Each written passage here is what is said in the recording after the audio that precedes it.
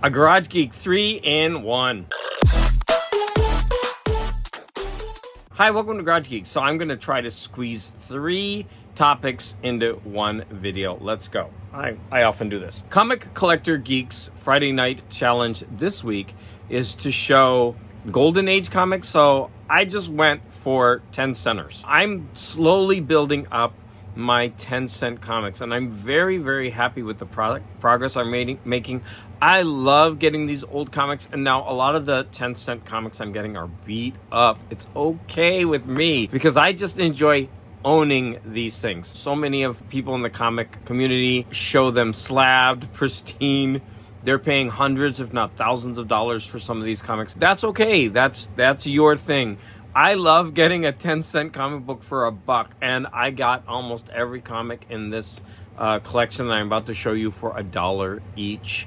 Some of them, yeah, maybe three maximum. Okay, so I have a couple more than 10, but I'm going to show them off. All of them except one arrived today. One of them arrived yesterday. So I haven't done anything to them, put them in Mylar yet or anything. So I've got this Dell Adventures of Mighty Mouse. Look at that.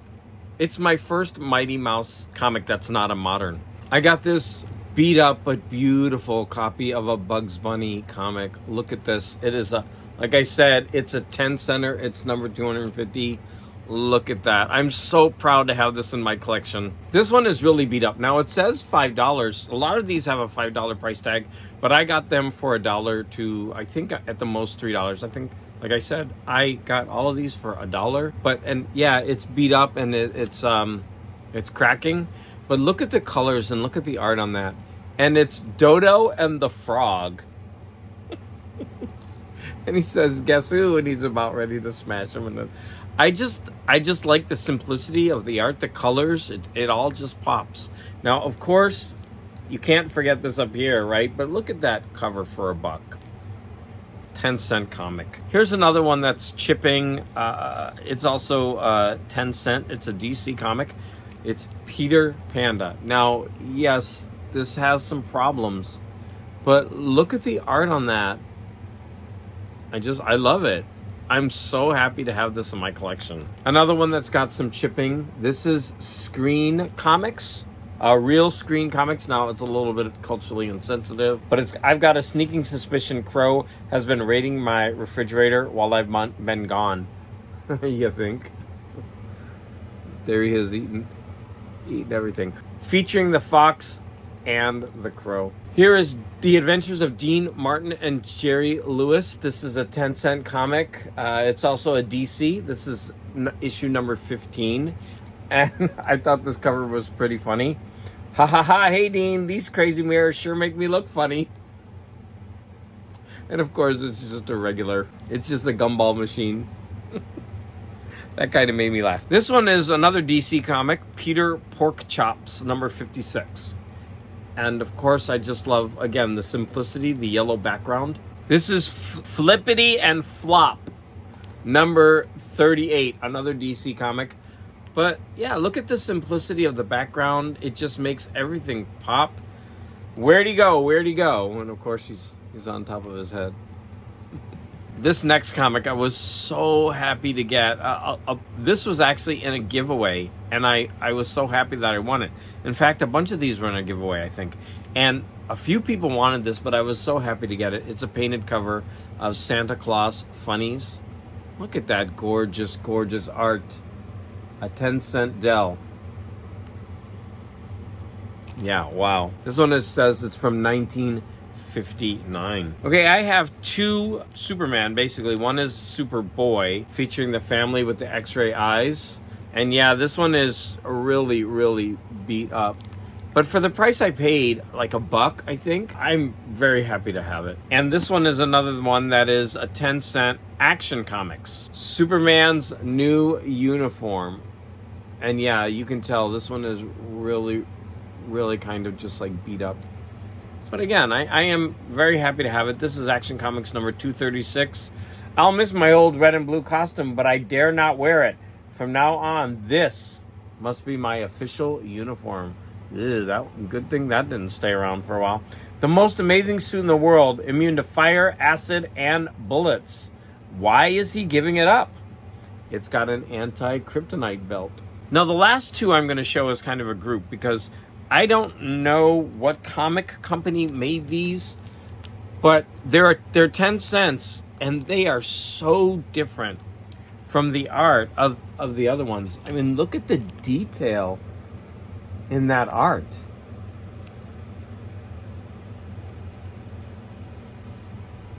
I think it's an educational comic. Now, I'm wondering if this is based on that one of those activity books that young kids used to get.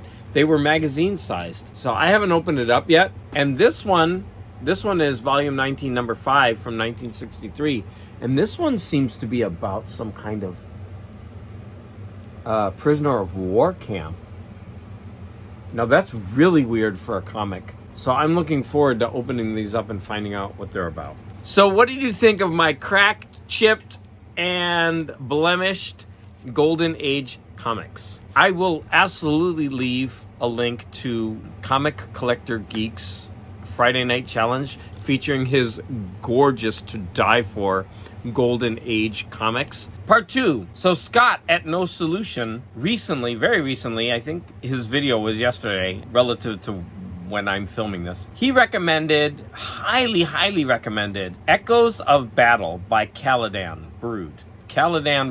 And so I went ahead and listened to it. And as I was reading yesterday, I listened to it at least 4 times, and I just listened to it once more before this video. Let's go ahead and hear what he has to say about it. Tony had brought this one up a ton of times, and I finally listened to it, Caladan Brood. This is their only album, Echoes of Battle, based on a fantasy series from Steven Erikson, I believe his name is. You know, fantasies, the books are that thick, and there's like 30 of them. So this is freaking awesome. This is fully realized. Like, it feels like it's full orchestra. I don't even have the words to describe it. Just listen to it. It is an experience. Very long songs, very epic. So as you can see, he really highly recommended this, and I wanted to hear it. I was very intrigued, and I'm really glad that I took the time to listen to this.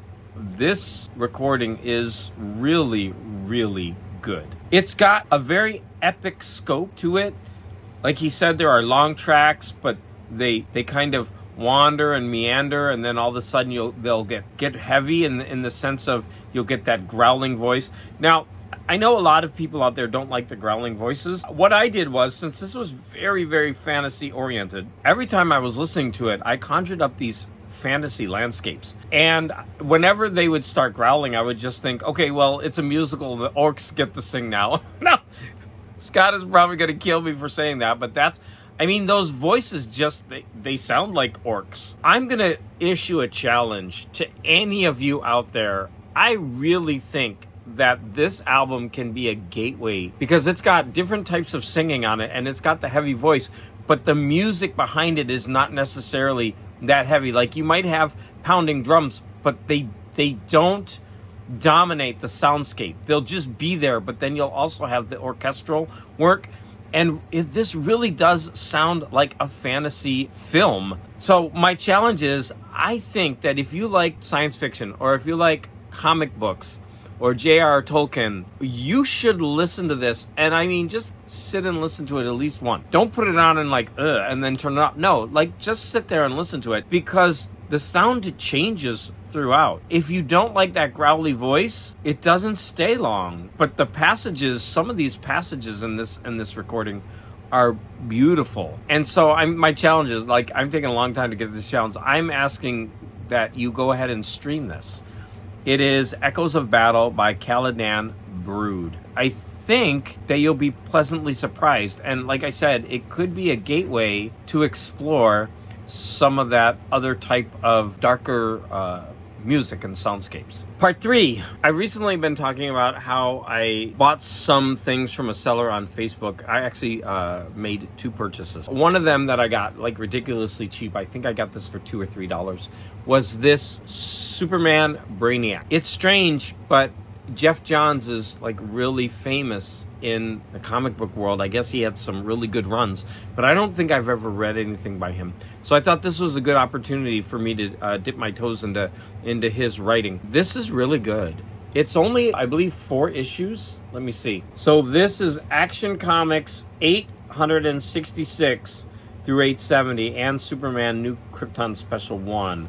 So maybe five and a half comics, something like that. So this tells the story, a very updated version of Brainiac and what he's doing throughout the galaxy, what his goals are, what he does when he comes in contact with civilizations. If you can tell from the back, it has something to do with Kandahar, if you know anything about Superman and the lost city of Kandahar, being the bottled city. He does, there are some really interesting things in here, and the art is really cool. So I mean, look at this.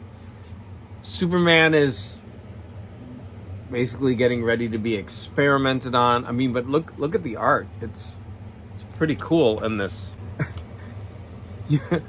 They actually make some really funny jokes. The writing is humorous, and that's Cat Grant, and Supergirl shows up, and there we have Brainiac bottling up a city. I decided not to spoil the joke after all. If you want to hunt this down, it's got its humorous elements. The art is really good. It's actually very updated. I mean, Brainiac is going around taking people's brain matter or something like that. I really felt that the Superman in this was being modeled after Christopher Reeve. You can see that great splash page. This has a lot also to do with Ma and Pa Kent, Jonathan and Martha Kent. And I'm going to say that there's one, it was a really good story, but I don't want to spoil it, but I kind of need to because it's a criticism. How many times is Jonathan Kent going to die in Superman comics? He dies in this, but hasn't he died 5,000 times before? I don't get it. It's every Superman story, they need to end it with, Superman sacrificing something and then the father dying is, in place. And I don't know. It's just, it's really well done here, but it also feels cliche at this point. So sorry I spoiled it. But you don't need that to enjoy this. I mean, just look at the gorgeous art in this. All right, there you have it, a Garage Geek 3-in-1. I hope that was a really nice special for my garage army out there. What did you think of my beat-up 10-cent comics for the Golden Age?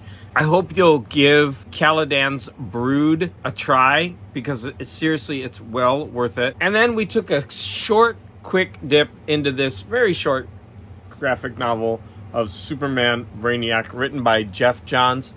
And I guess the art is by Gary Frank, and I actually really, really enjoyed that art. As always, any comments that you have are greatly appreciated, and I want to thank everyone for the support.